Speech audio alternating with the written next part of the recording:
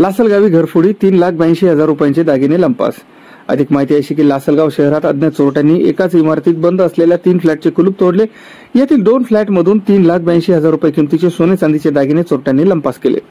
तिन्ही फ्लॅटमधील कुटुंबीय कामानिमित्त बाहेर गावी गेले असता शहरातील कोटमगाव रोडवरील स्वामी समर्थ नगर येथील धनवर्धिनी इमारतीत ही घटना घडली। या प्रकरणी रावसाहेब गोविंदराव पाटील राहणार धनवर्धिनी बिल्डिंग स्वामी समर्थ नगर लासलगाव यांनी लासलगाव पोलीस ठाण्यात फिर्याद दिलेली आहे। त्यांनी दिलेल्या फिर्यादीवरून अज्ञात चोरट्यांच्या विरोधात गुन्हा दाखल करण्यात आला आहे।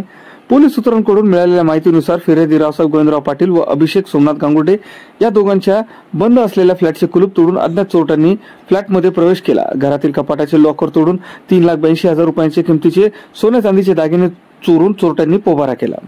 या घटनेची माहिती मिळताच निफाडचे उपविभागीय अधिकारी डॉक्टर निलेश पालवे, लासलगावचे सहाय्यक पोलीस निरीक्षक भास्करराव शिंदे, पोलीस उपनिरीक्षक किशोर पवार यांनी घटनास्थळी भेट देऊन पाहणी केली। अधिक तपास पोलीस निरीक्षक भास्कर शिंदे यांच्या मार्गदर्शनाखाली सुरू आहे।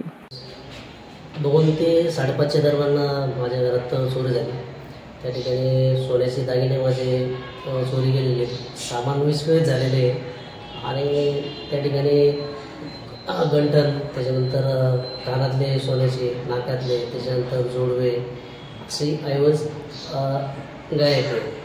त्यानंतर आम्ही कंप्लेंट केल्यानंतर सगळं रात्री साहेब वगैरे आले, त्यांनी चेकअप केलं होते। त्यानंतर सकाळी श्वान पथक आलं होतं, त्यांनी चेक केलं। OTV साठी प्रतिनिधी किशोर बस्ते, लासलगाव।